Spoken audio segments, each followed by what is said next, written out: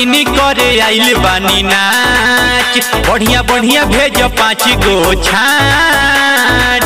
अरे ना ये दादा हम ना लिखब। काहे हो किनी करे आइल बानी नाच बढ़िया बढ़िया भेज 5 गो छाट।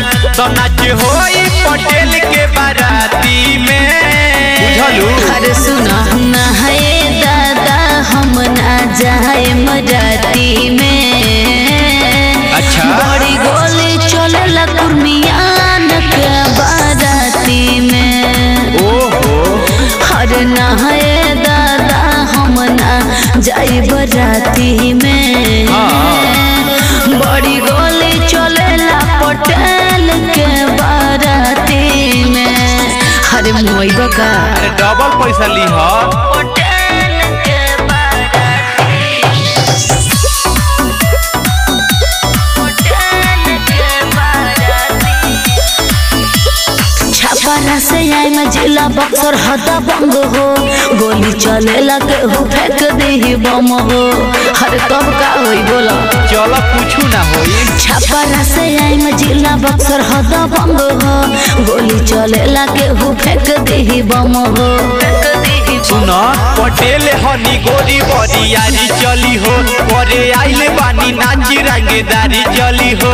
अच्छा ऐसा बा कि सट्टा लिखा डबल पैसा ली राती में। अरे सुना ना है दादा हम ना जाई बराती में। काहे हो बड़ी गोली चलेला कुर्मियान के बाराती में। अरे हम बानी नो। अरे ना है दादा हम ना जाई बराती में। बड़ी गोली चलेला पटेल के बाराती में। अरे चलो दुल्हा के भाइये हनी।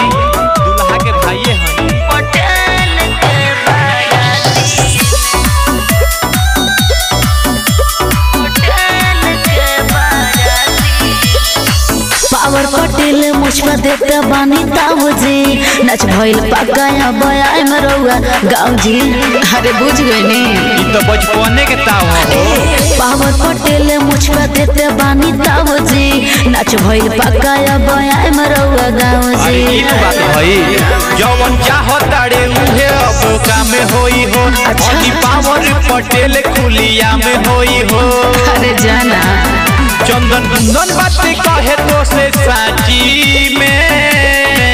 ऐसन बात बा हो चली चली पटेल जी आए हमर राती में।